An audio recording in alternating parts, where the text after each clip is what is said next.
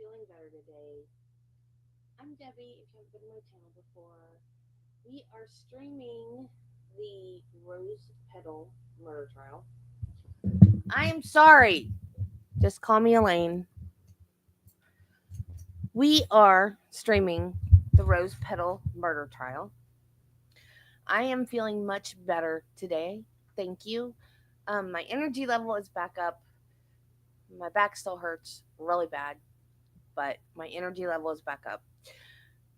So, in this trial, Zachary Hughes, um, I am so sick of these euphemisms.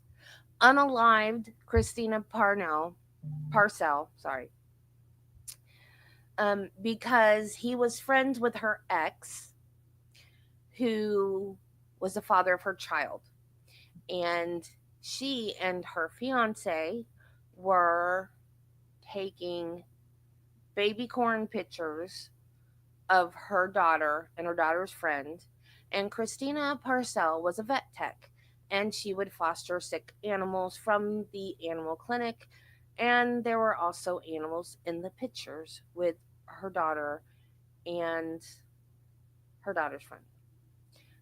So, in the course of the custody battle, Zach Hughes, who unalived her, was friends with her ex, and they sent naughty pictures of just Christina, not the baby corn, to a lot of people. And the defense tried to say, or I'm sorry, the state tried to say that those pictures were cut and pasted to look like they came from an escort service website. And the defense is trying to say, no, they were real pictures from an actual website that was shut down but was previously a real website. But there is no way to verify that, apparently. So at this point, we don't know if that's real or not. We do, however, know that she has propositioned men in the past. What's a good word for that one? In exchange for money. Fill in the blank. um, so the jury in this trial is not allowed to know about the baby corn pictures. Fish taco sales. Okay. Fish taco sales. Um,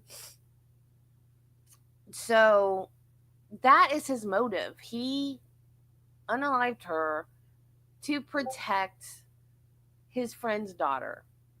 And he is a Juilliard trained pianist, and he had just gotten a job on a cruise ship, and he was about to go sailing around the world playing the piano on this cruise ship. And he thought, how can I do that? How can I go and live my best life and leave this poor child to continue being abused? So that is why he did it. Now, the ex, John Mello, paid, I don't think he was paying him. I think he just did it because he was a friend. Had him send those pictures. So John Mello was charged. He was out on bond. He was charged with conspiracy to harass. Now, Zachary got on the stand yesterday, and he told his whole story and said exactly how he did it and why he did it. While he was on the stand, he said that John Mello offered to pay him $5,000 to do it. And Zachary Hughes said, no, not for any amount of money will I unalive someone. Then John Mello, a couple weeks later, offered him $10,000. And again, Zach said, no, not for any amount of money. The only way I would do it is if there's absolutely no other choice, that it had to be done to save this little girl. So Hughes is working on this music project that is this big labor of love thing that he's doing. He's recording all 32 of Beethoven's sonatas. And John Mello is some type of music producer, and he tells Zachary Hughes, "You need a break." So at this point, John Mello is living in Italy. So Zachary Hughes goes on a vacation to Italy. I think John Mello paid for his plane ticket to go over there. So he goes over there, and John Mello has a video visitation with his daughter. And when Zachary Hughes and John Mello would do things when he lived stateside, Aida, the daughter, would be there with them. So he got to know the daughter as well. And he's when he went over to Italy to visit John, and he would see her in these videos for the video, live video, like video visitation. He said she looked sad and depressed, and she had gained weight, and she looked like the spark had gone out of her eyes, and that she was just drowning, and he had to do something to help her. So then he decided he would do it for nothing. He didn't get paid, even after being offered $10,000. And on the stand, he said that the little girl was being SA'd. Now, he knew he was not allowed to say that, but he said it anyway. And the judge told him he was not allowed to say it. And he said, "But, Your Honor, I put my hand on the Bible and swore to tell the truth." He was raised in a Christian home, and he says that he is still a Christian, and he prayed before he did this because he really didn't want to do it, but he felt like he had to. He also told the Lord that if he got caught, if he had been left any DNA behind or any clues and they found out it was him, excuse me, that he would turn himself in, which he did. When he found out that there was a warrant for his arrest, he did. He turned himself in. And my personal opinion, if you disagree with me, that's fine. I think deep down, I think he's a good man. I do think he's guilty and does need to go to prison. But I think that deep down, he is a good man that made a bad decision. A very stupid, bad, idiotic decision. So, after the judge has told him, "You can't say that," he later goes on to say,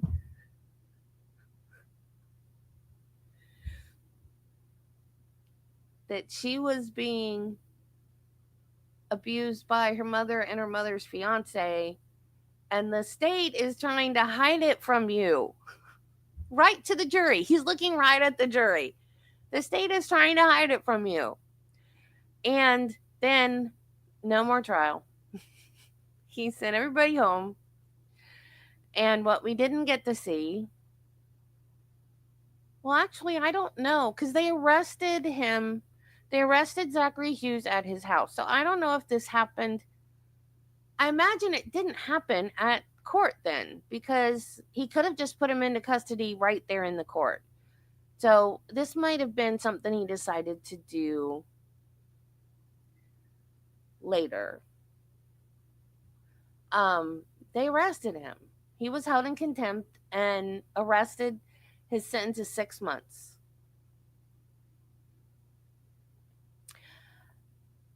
That is a good question. I don't know why. I don't know why he didn't just take a plea.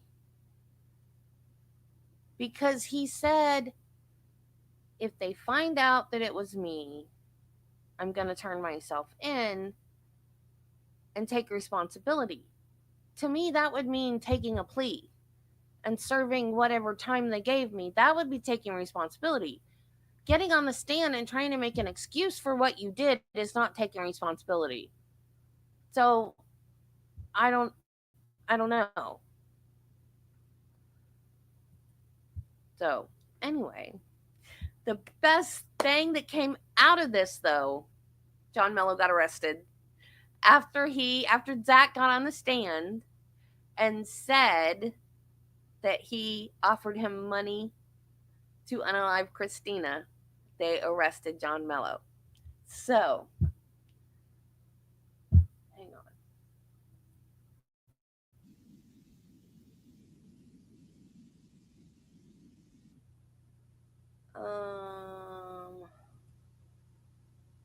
Oh no, I don't have it ready. Oh, I do have it ready.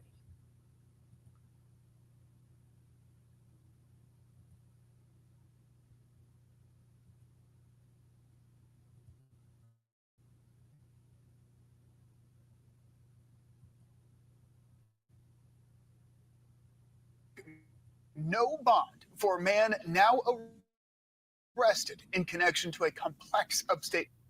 Okay, StreamYard, what are you doing? Oh, there it is. At 10 o'clock, no bond for a man now arrested in connection to a complex upstate murder case. John Mello is charged with solicitation to commit a felony and accessory before the fact of murder. Mello's arrest comes just hours after shocking testimony in the Killing on Canebrake trial. Now, we've been covering it for you closely here at Fox Carolina News. And today, inside the courtroom, the man charged in the murder took the stand. Zachary Hughes testified that Mello offered him money to murder Christina Parcel. I told him, John, there's no amount of money that would ever tempt me to do something like this. And I told him I was insulted that he even thought that would be something I would consider. So I told him I would never do something like this for money. I told him the only way I would ever consider taking action like this is if I was absolutely convinced that his daughter was not only in danger, but that the only way to rescue her from that danger would be to take Christina Parcel's life. Walking you back through this case now. It all started in October of 2021 when Christina Parcel was found dead in her home on Canebrake Drive in Greenville County. Later, investigators arrested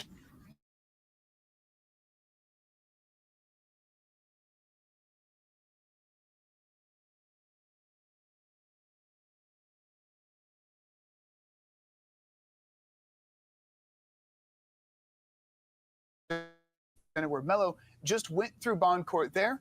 And Alexa, you've been able to speak with some people who are there in attendance tonight.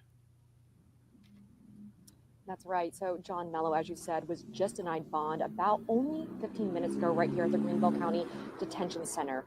One of the people in attendance at tonight's bond court hearing was Christina Parcel's sister, and she brought with her Christina Parcel's ashes, telling us that her sister deserved to be here this evening. Also in attendance tonight is John Mello's and Christina Ward, who took care of her a little while back, as well as a friend of Christina Parcel's sister. Now, during tonight's bond court hearing, I can tell you, and he was listening to the judge as the judge read him his rights, while Christina's sister was holding back tears the entire time. Now, his charge of accessory before the fact to a felony is considered a violent crime, so he was denied bond. Because of that, he'll see a circuit court judge in the next 30 days. Tina Parcel, Christina Parcel's sister, again, who I said was there, also took to speaking to John Mello, and she had a very passionate speech. Take a listen. With my family, with your family, you did this to your family. Your child has to know that you did this. But I assure you, if I am at all capable, I will be there every day. When you are convicted, I will be there at every parole hearing. Everyone. You will never get rid of me. Now, all of this started after Zachary Hughes took to the stand and delivered his testimony earlier today. And it was around 1:30 that John Mello was arrested from his home along Blake Street in Greenville, soon after Zachary Hughes' testimony. A deputy was seen removing items from his house. I was able to speak with a couple of neighbors who say they were shocked to learn about Mello's arrest. It's so crazy. I mean, we walk by that house all the time, almost every day. So a little scary, kind of crazy. It's shocking, really, to know who your neighbors are. Like she said, we walk by there every day. It looks pretty ominous. It's a pretty quiet neighborhood for the most part. And then, I mean, every once in a while something like this happens, but I don't think we're any immune to it like anyone else. So, I mean, getting crazy. Yeah, but we definitely didn't know. We weren't keeping up close enough to know that he was only a couple houses down from us. Other neighbors telling me throughout the day that they had no idea John Mello actually lived on Blake Street. So it came as a shock to a lot of people in this very quiet, small neighborhood. Coming out from here, I do want to say there was a lot of emotion inside of this bond hearing as it was going on. I was actually standing right next to Tina Parcel. Again, this is Christina Parcel's sister, and you could really feel that energy as she was holding back that tears, waiting to give that very passionate speech that you heard a clip of just moments ago. I'm going to bring you the latest as it comes in, but for now, reporting live in Greenville County, Alexa Urbach, Fox Carolina News.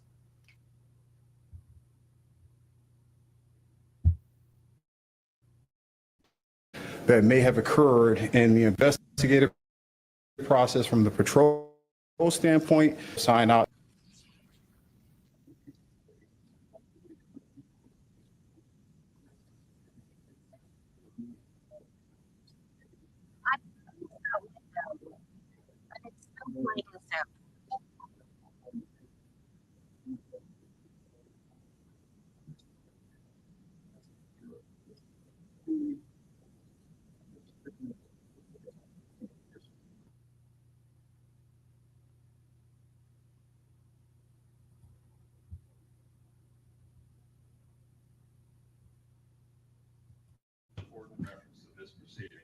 I would, Your Honor. Thank you. Please go ahead.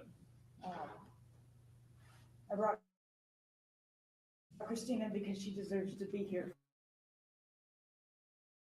for this. Oh. Oh my God. I waited 1,004 days for this.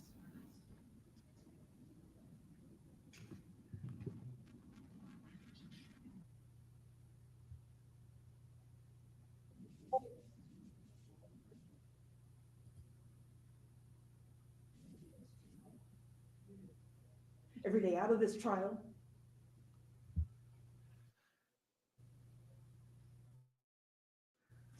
with my family, with your family. You did this to your family.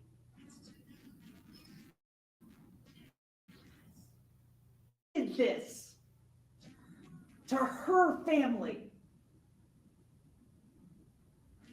I don't know where I will be when you go to trial, but I assure you, if I am at all capable, I will be there every day. When you are convicted, I will be there at every parole hearing. Everyone. You will never get rid of me. And that is your own fault. You did this to yourself. That's all I have, Your Honor. Thank you. I was hoping there was now in South Carolina.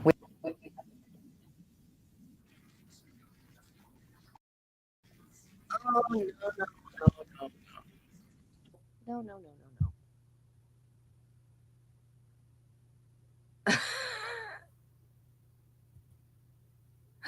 I know, right?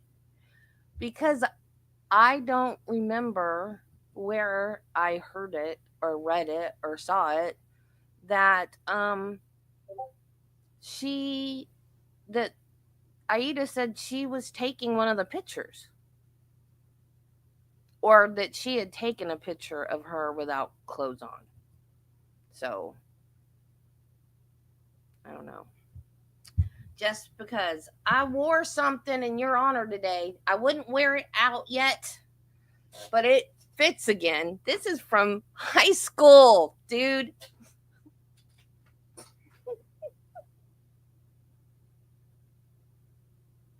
This is from their 20th anniversary concert. That's why it's only 3 of them, because Mike wasn't there.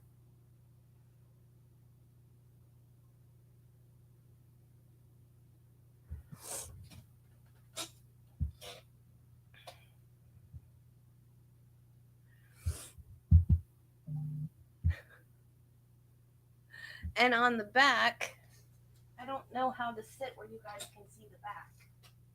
Can you see the back? Those were also bands from the 60s that I vaguely knew of at the time. Grassroots, Herman and the Hermits, and another one, I think. I don't know. Yeah, but see, it's still, because my belly's still too big, so it rides up. I wouldn't wear it out in public, but I mean, whoever sees this, I guess, is considered public, but it's not like I'm walking around and it's showing everybody my belly when it rides up.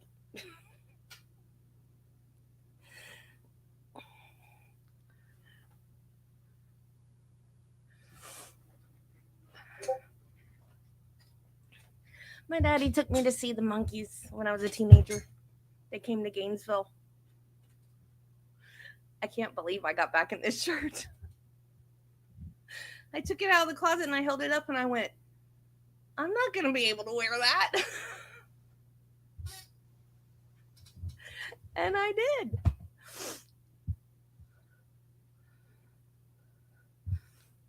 Yep. They came back around in the 80s. Wait, oh, but you're older than me. So that was the first time? Wait. I was 15, 14, 15, 16 in there. Oh, thank you, just because. And you're what? 11 years older than me?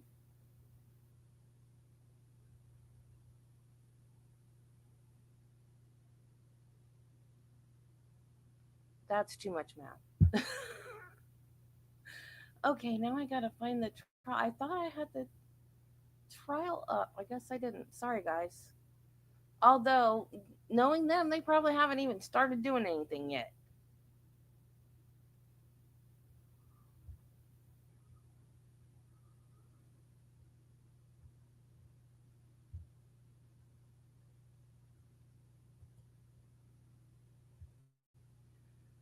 Yeah, well, like I said,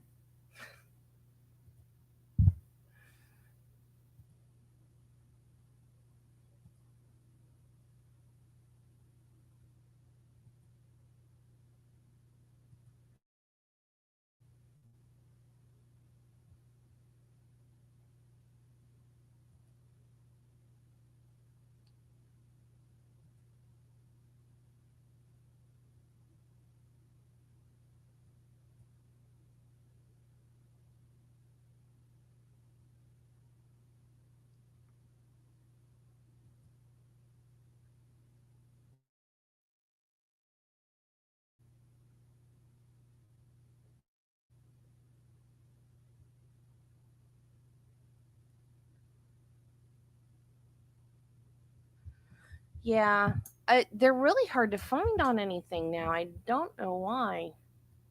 They should be playing on reruns in places. Every once in a while, I can find an episode on YouTube, but you'd think you could find reruns of them somewhere.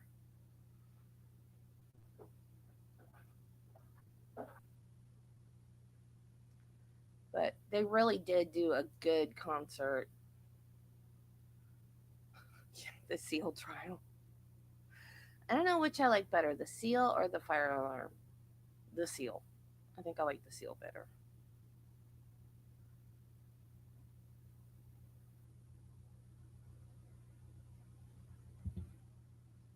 At first I was like, this cross is going to be fire. And but then I got to thinking about it and I thought, does he really need to do a cross?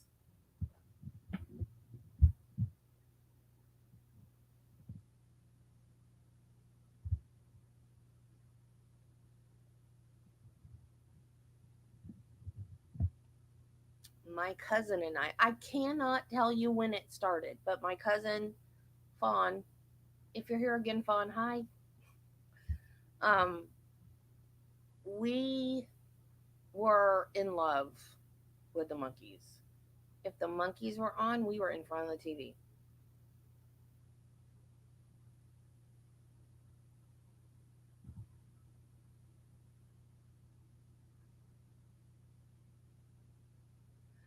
Um, they when they started, they were put together for the TV show, and they there were rumors that they weren't playing their own instruments, and I that might have been true at the very beginning, but then later they it was kind of like a big deal because they wanted to have be able to create their own music and be a real band and stuff. And then later the concerts and then they did really start doing their own music and everything.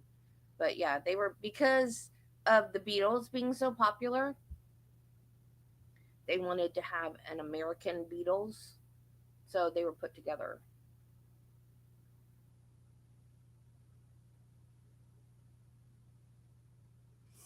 I remember them.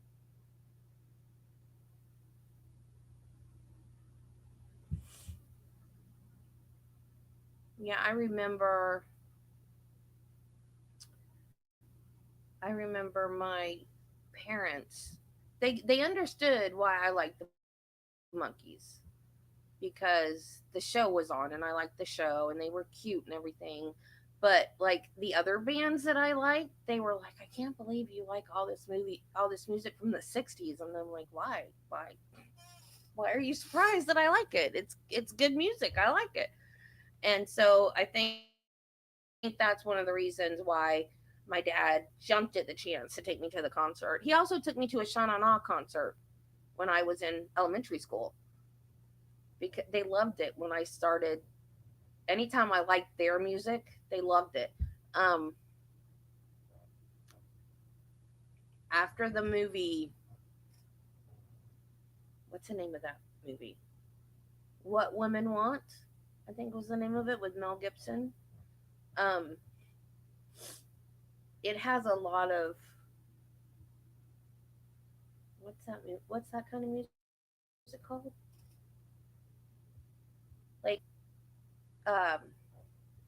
Dean Martin, Frank Sinatra, like the Rat Pack, those that type of music, and I love it.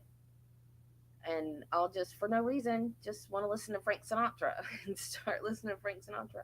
And my dad, he freaked out. He's like, "You like that?" And I was like, "Yeah, I love it." And so we started listening to it.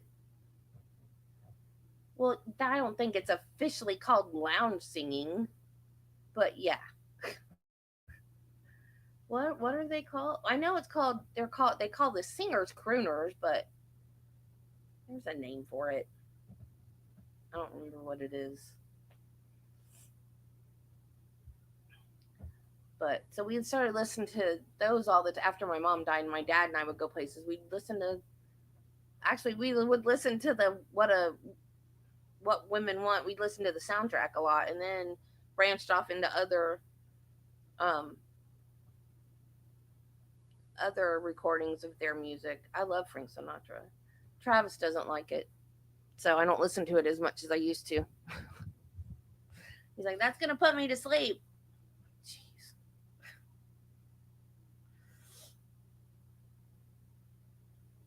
He doesn't like musicals and show tunes. That's why I like hanging out with Just because we can talk about show tunes.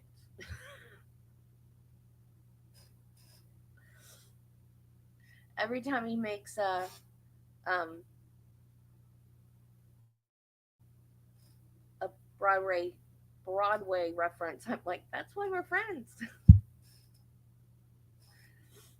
Nothing is going on, Nancy. They're doing, I think, they're going over jury instructions. And somebody said that the defense rested, which means maybe no cross, because the defense doesn't rest before the prosecution crosses a witness. So that would mean no cross. And they usually don't go over jury instructions before the cross. So I guess we're not getting a cross. Classic American pop? Old standards, I think, is what I was thinking of.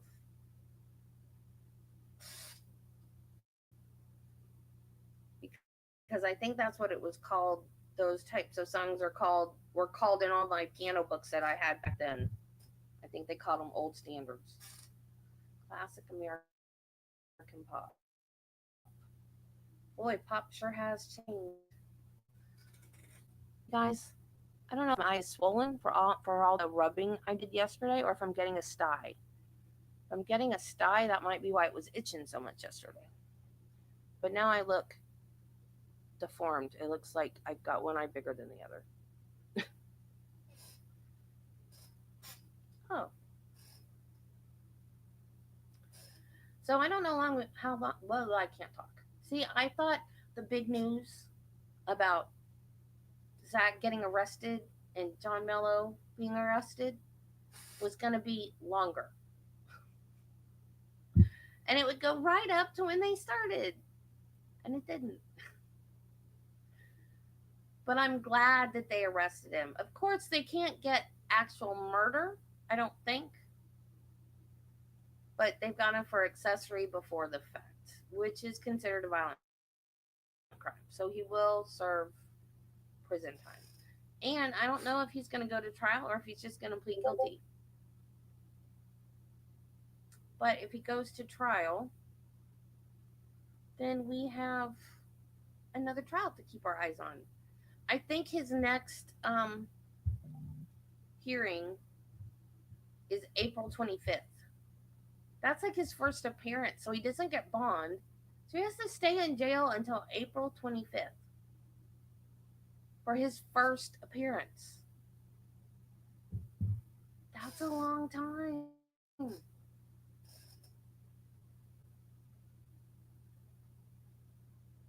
First appearance is a probable cause hearing, I believe.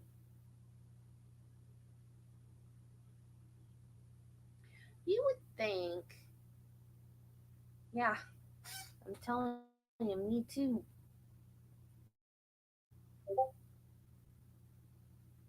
But if it's definitely if it's the same judge, they're gonna want to leave all this crap out again.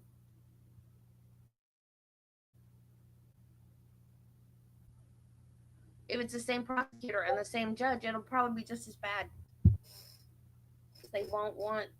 But I don't see what's wrong with being able to bring in the evidence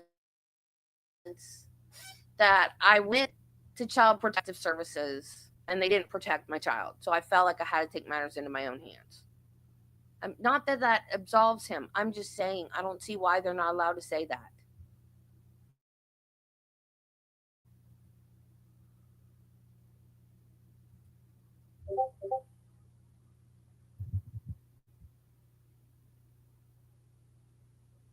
Is that arraignment when they have the bond hearing?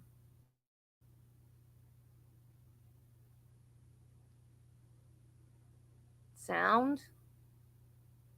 Hello? Hello? We can't hear you, Judge.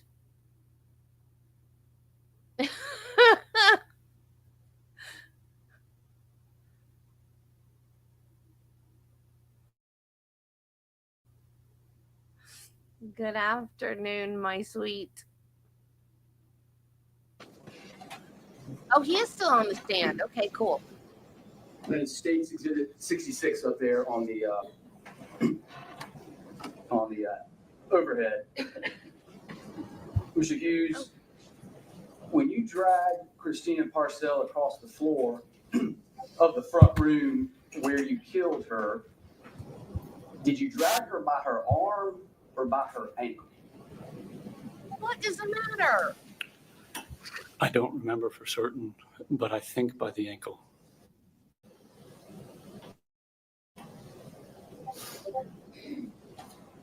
That's all the questions I need to ask this, Your Honor. Are you freaking kidding me? Any limited redirect? No redirect, Your Honor. Are you freaking kidding me?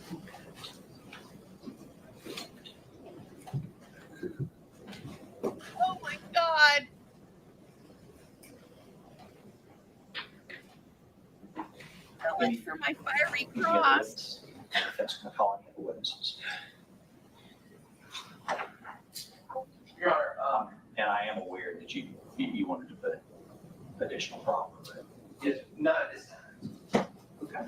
All right. Ladies and gentlemen, I'm going to ask you to go back to your jury room, and I'm going to be taking up a few matters, hopefully very quickly. And we'll be back with you.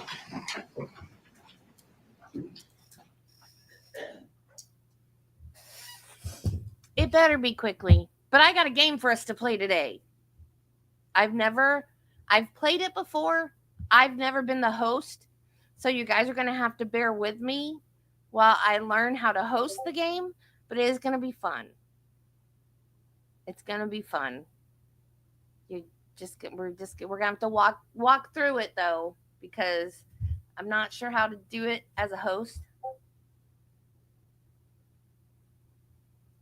But we'll figure it out.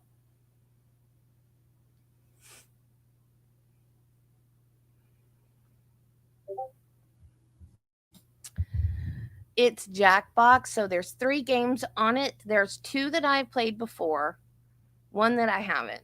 But my favorite one is, I forgot the name of it. It's a trivia game. Murder mystery trivia game. Something like that.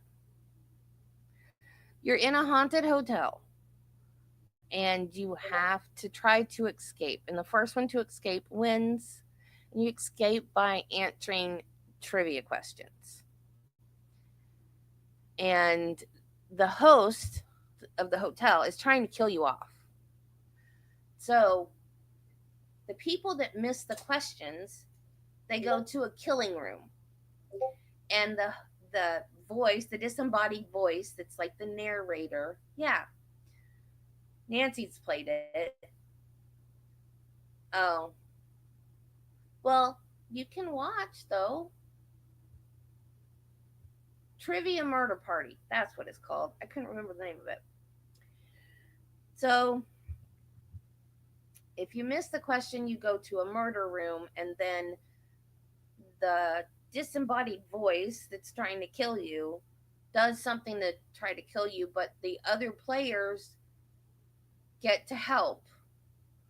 And if you are actually the reason the person dies, then you get like bonus points. And when there's only one person left alive, you go to the bonus round at the end. And even if you died, you get to play.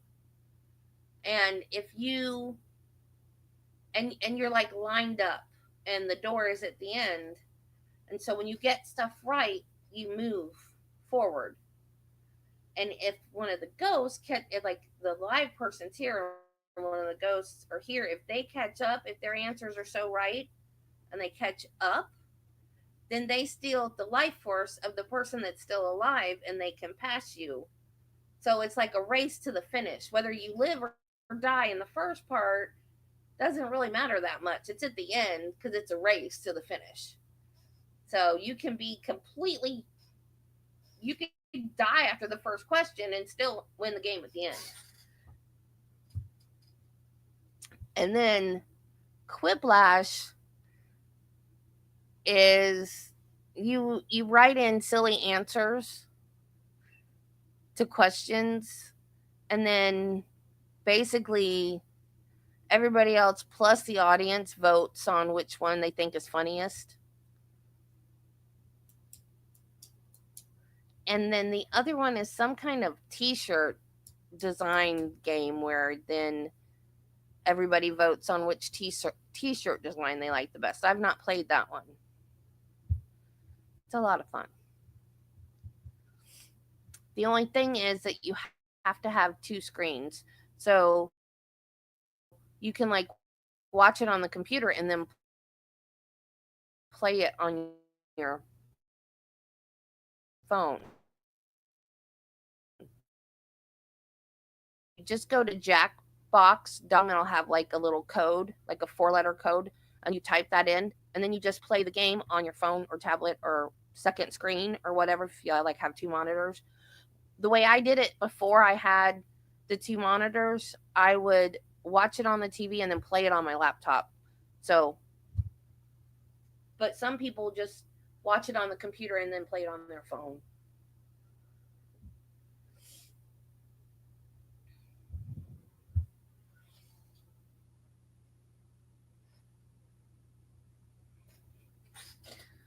There was another game, the channel that I used to play it on. I don't remember what the name of that one was. It wasn't a Jackbox game. It was a different game, but it was the same kind of thing. Like the host had bought the game and then we played for free by going to a website.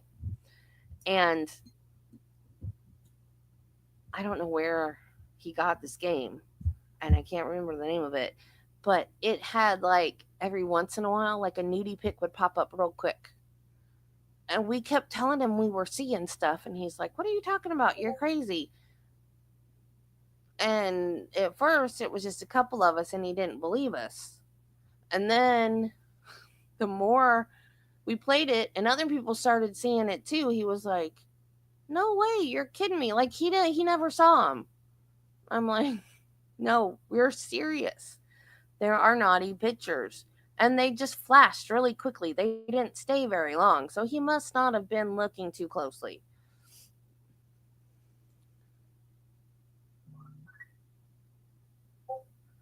Oh no, together.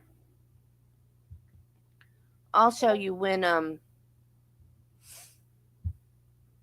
you'll go to, I'll put it in the chat.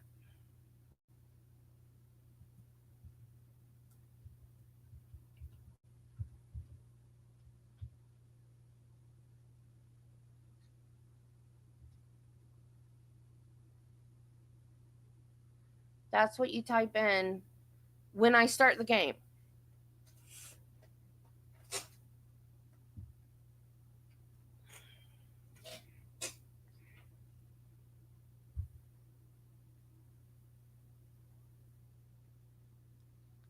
How does it know? That's weird. If you just, I swear that's what you do, but if you just type that in, type it into the browser. I'll show you. We'll do it during jury deliberation. That's what I downloaded it for. I downloaded it yesterday. Just for that. Okay, closing. Okay, welcome back. Just be patient and understand there are procedures that have to argument. Go in, and I'm sorry that I have to send y'all in and out, okay? All right, anything further? Nothing further, the defense rests. Defense rest. Okay, ladies and gentlemen, you can go back to the jury room.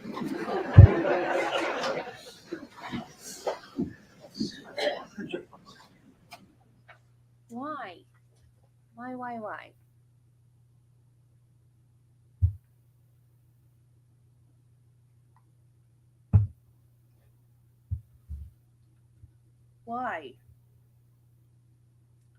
I thought we were ready for closing arguments.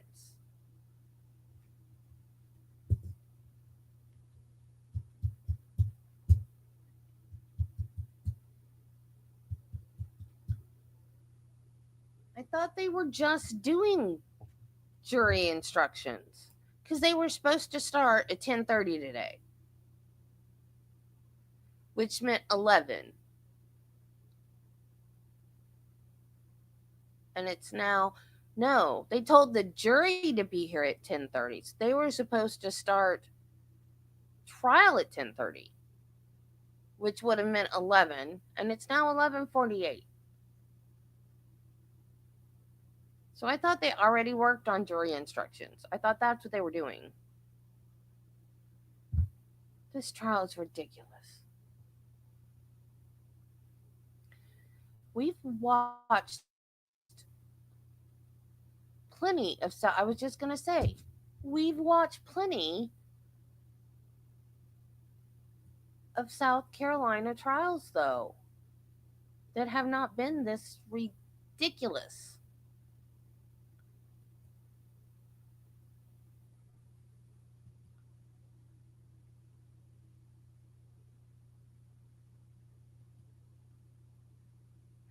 Because I don't understand why this has to be kept out.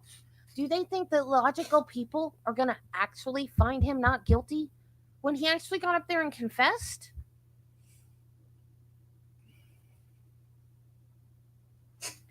I mean, he confessed. And self-defense or defense of others is when they're in imminent danger. That's like if you see somebody abusing a child or hurting a child or another person, or if you see somebody pull a gun on a pew pew on another person, whatever, right there in the moment. That's what defense of others is. It's not that she was in school. She was perfectly safe at the time that he did it. That's not defense of others. I understand his testimony. I understand why he did it. I understand, I think I understand what was going through his mind. I think it was a trauma response from his childhood trauma, and he couldn't. I think it's the same reason why I felt the way I did about the Colin Griffith trial. I saw my mom in her, and I didn't feel like he should go to jail for what he did. I might be wrong, but apparently a jury saw it the same way as I did. And that's why our legal system is the way it is. And I think it's unfair. I still think he's guilty. This time I would want him to be found guilty. But I still think that he has the right to put his whole defense out there.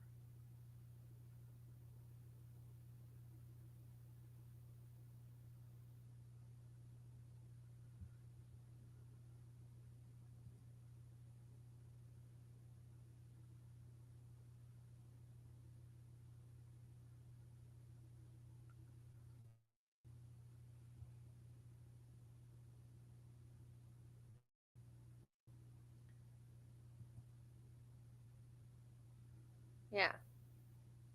I think when he said that she reminded him of the way his sister, because he said that he watched his sister try to turn other members of his family into what she was. And now he is seeing Christina do that to her daughter, and he wanted to stop that. I believe that's exactly what he thought. And it had already gone to the authorities, and they didn't find anything.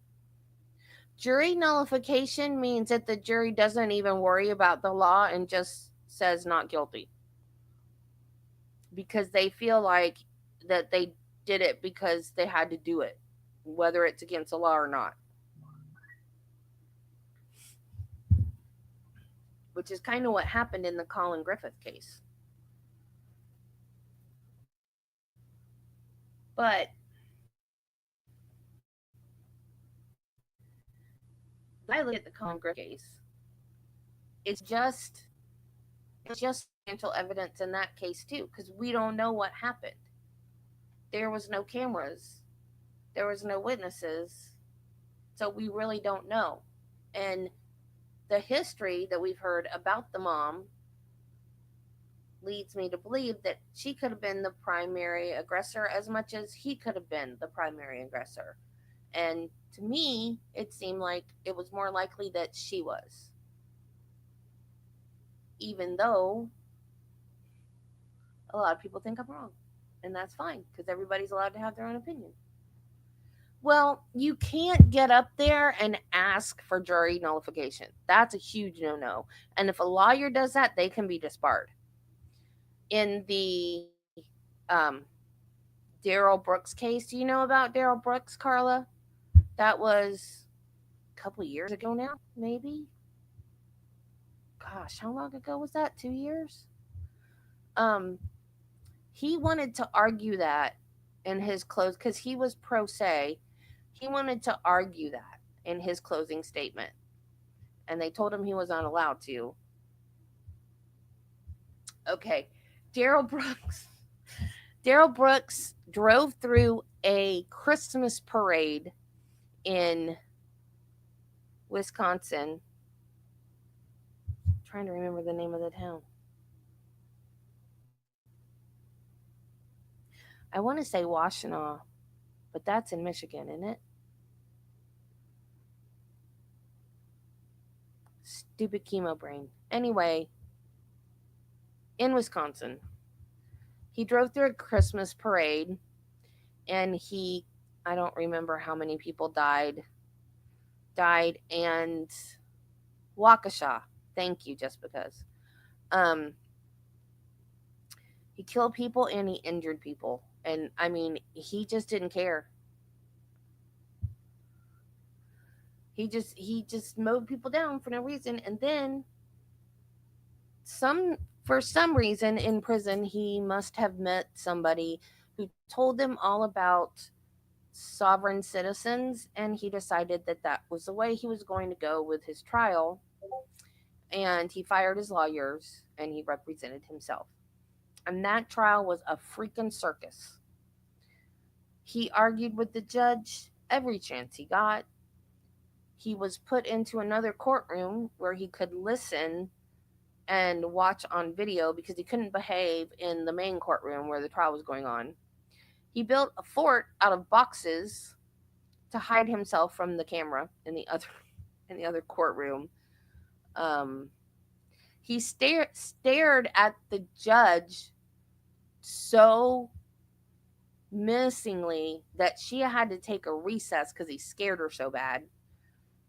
He complained. He argued with the prosecutor because he had an ex-girlfriend that he had kids with that he had gotten with when she was underage. So he has a charge on his record for, I forgot what the actual charge is, but basically it's statutory, And the jury was out of the room, thank God, because he stood up, started yelling, "Well, did you know that she told me she was 18? Did you know that?" I swear that trial was a circus. It was hilarious. I mean, it was sad, and this guy is a bad dude. It was sad what he did to these people, but the antics in the courtroom was hilarious. There are so many one-liners from that trial that we still use. Is that lawful law? So, like, if you some of these terms you're gonna hear all around LawTube, they came from the Daryl Brooks trial. Is that lawful law? Do we have a tacit agreement? Do you have subject matter jurisdiction? It is definitely on YouTube. It is all over YouTube. You can pick your creator you want to watch because we all covered it. I didn't. I watched it I jumped around. I didn't watch it with just one creator. I jumped around. I don't think they did a competency hearing, but I'm sure they had to ground, yeah, ground. I'm sure they had to check it and make sure he was in order for him to represent himself. I don't know if there was like a hearing.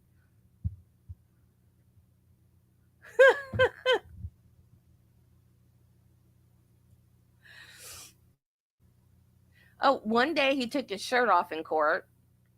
I think that was at a prelim though, because he was in his jail clothes.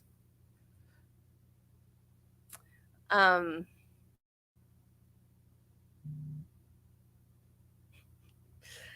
the prosecutor said something.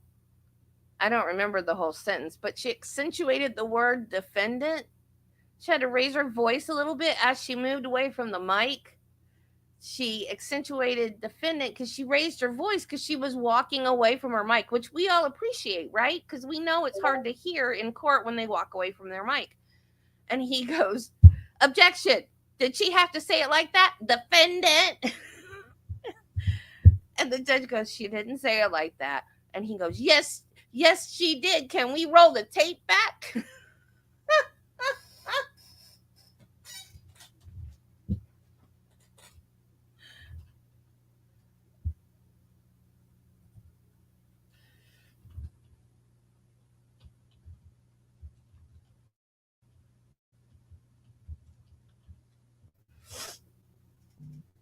I mean, and that trial, it had everything. It had the only thing we couldn't see was the actual footage of him mowing down people in the parade, which I'm glad. I didn't want to see that. Um, but you got to see the body cam footage of the places that he went, like afterwards, when the way they caught him was a very nice man. He conned this guy into letting him in his house, and the guy made him a sandwich. It was cold, so he gave him a jacket because he didn't have on like the right clothes for being out in the cold.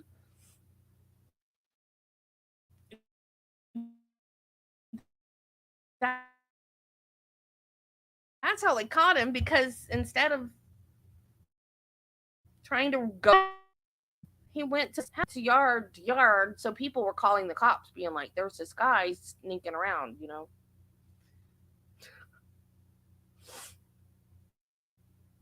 And some of the witnesses were awesome, because when he would cross examine them, he'd ask him a question and he would go, "Yeah, you did this or you did that," and he'd be like, "Who did?" And the witness would go, "You did." And he'd be, "What do you mean? How do you know it was me?" And they go, "Because I saw you. You were in my yard."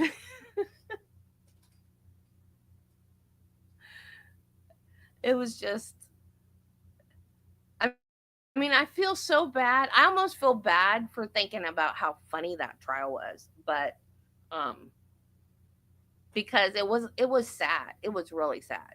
And it went to trial.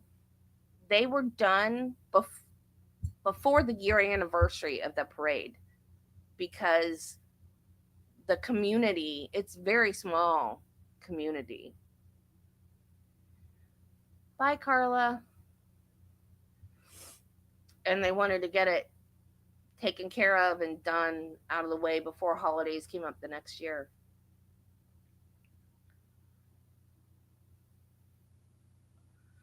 All right. Oh, they actually told us what they were going to do. Closing arguments are going to start at 2. We don't have enough people to play. We only have 4 people.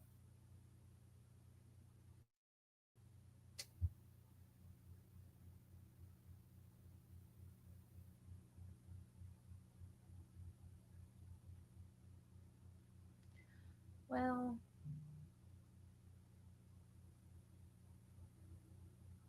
yeah, and well, only 3, because just because can't play. Well, now we only have 3, so that would only be 2 playing. So we don't have enough. Okay, well, I guess I'll see you guys back at 2 then. I can't believe we did a stream for one question on Cross. Did you drive her by her ankle or her arm? This trial sucks. Okay. Bye, y'all. See you at 2.